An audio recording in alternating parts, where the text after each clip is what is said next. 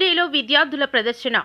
మండల కేంద్రమైన కోటవురట్ల పీఎం శ్రీ ప్రభుత్వ ఉన్నత పాఠశాలలో ప్రధానోపాధ్యాయులు సత్యాడ ఆనంద్ సుకుమార్ ఆధ్వర్యంలో సైన్స్ ఉపాధ్యాయులు నాగేశ్వరరావు సైన్స్ డే కార్యక్రమాన్ని ఘనంగా నిర్వహించారు.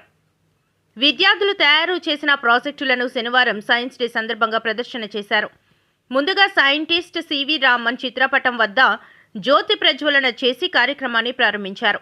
ఆయన గూర్చి విద్యార్థులకు హెచ్ఎం అవగాహన కల్పించారు.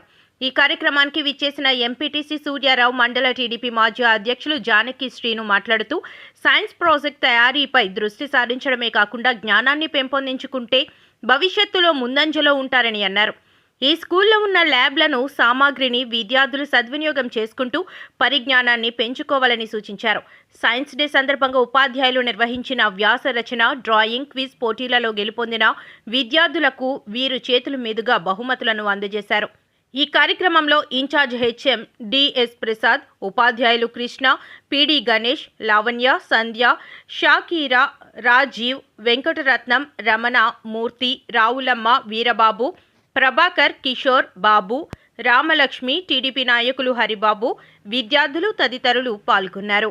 స్కూల్స్ ఆ భాగంగానే ఇప్పుడు తిరుమల కావచ్చు, ఇంకా ఇలాంటి స్కూల్స్ నడుస్తున్నాయి. కానీ ఇప్పుడు ఆ శకం పోయింది. ఇప్పుడు పూర్తిగా ఏంటంటే ఆలోచన విధానం, ఏదన్నా ఒక సబ్జెక్ట్ కానీ ఏదైనా ఒక ప్రాబ్లం కానీ ఏదైనా సరే మూలాల్లోకి వెళ్ళాలి. ఏదైనా సమస్య కానీ సైన్స్ కానీ ఏదైనా మీ ఒక బేసిక్స్ అంటే మూలాలు ఎంత బలంగా ఉంటే మన ఆలోచన విధానం అంత బలంగా మన చదువు యొక్క అర్థం పూర్తిగా ముందుకు వస్తుంది. యువలో ఉన్నారు వాళ్ళు కేవలం చదువు అంటే పట్టిన చదువు కాదు, ఆలోచన విధానంగా మూలాలతో చదువుకున్న చదువు మాట. అలాంటి చదువుని ముఖ్యంగా మీ యొక్క టీచర్లు అందరూ కూడా పిల్లలకి అందజేస్తారని కోరుకుంటూ ఈ కార్యక్రమంలో కూడా మమ్మల్ని స్కూల్లో మేము చదువుకున్నాం, ఇక్కడ ఇలా వచ్చి మాట్లాడే స్థాయి గౌరవిస్తున్నందుకు ముఖ్యంగా మీ యొక్క ఇంప్రూవ్ చేయడం వల్ల మీరు కూడా మరి ఆ స్థాయికి ఎదగాలి. ఇప్పుడే చెప్పారు మీ 10th క్లాస్ స్టూడెంట్ మరి బ్యాటరీతో సైకిల్ రన్ చేస్తున్నారంటే ఆ కుర్రాడు ఎంత దాంట్లో ఎటువంటి సౌకర్యాలు లేవు. అన్ని సబ్జెక్ట్కి కలిపి ఏదో ఒక ల్యాబొరేటరీ ఉండేది, వారానికి ఒక క్లాస్కి ఒక అవర్ మాత్రమే సైన్స్ ల్యాబ్లో ఉండేది.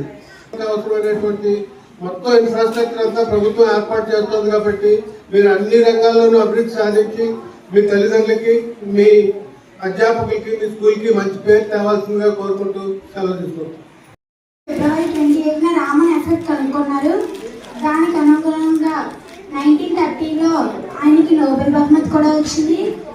1987లో ఫస్ట్గా సివి రామన్ ఎఫెక్ట్ని నిర్వహించారు. సివి రామన్ గారు 1888 నవంబర్ 7న జన్మించారు. ఆయన డాక్టర్గా కూడా తన వృత్తుల్ని నిర్వహించారు.